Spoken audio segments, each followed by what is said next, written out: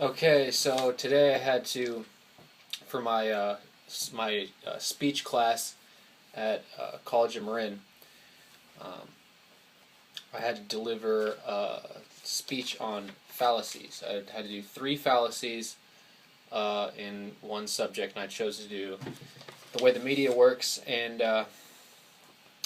people's perception of the media and how that works, and fallacies around those issues. So this is the speech I gave today, and it was very well received. And afterwards, the teacher who I mentioned in the speech, I don't say the teacher, I say recently, I was met with the fallacy, I believe was the reply, although to their credit they did say they would look into it. Anyway, it's not important. The point, alright, so this is the speech I got to deliver in my class today. And I think I'm going to get a pretty good grade for it. The teacher liked it. Okay. Don't think, just accept. Manipulation of consciousness in mainstream media. As someone who doesn't want millions of people to die in wars that aren't in anyone's interest, but a select few powerful people, I think it's important to bring to your awareness 3 fallacies being used today to sell the people on bombing yet another country that poses no threat to us. It may be wise to question seemingly authoritative narratives offered by the media.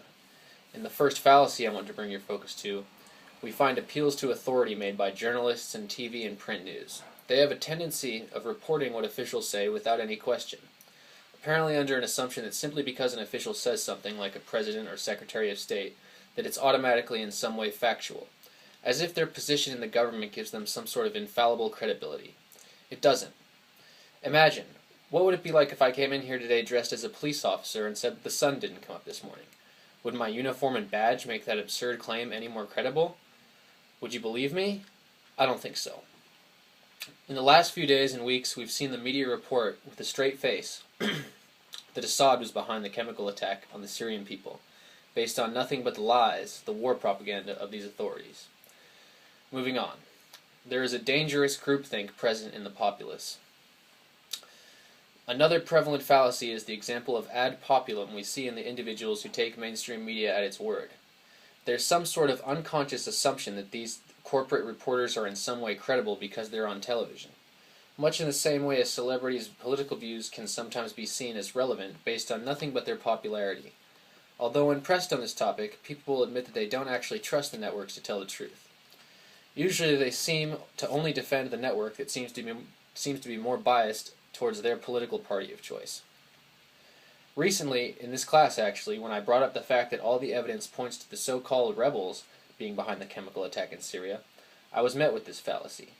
That's not what I've been hearing on the news, I believe was the reply. Although to their credit, they did say they would look into this issue. Which brings me to terroristic threats.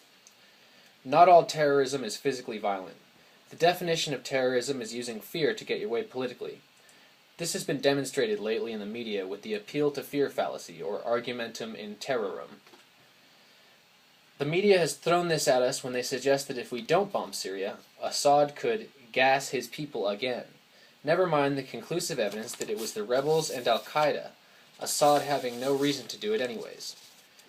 This was also put forth by President Barack Hussein Obama in himself, when he implied that if we don't deal with Assad by bombing Syria, effectively becoming al-Qaeda's air force, as Dennis Kucinich has pointed out, that U.S. troops will face having chemical weapons used on them.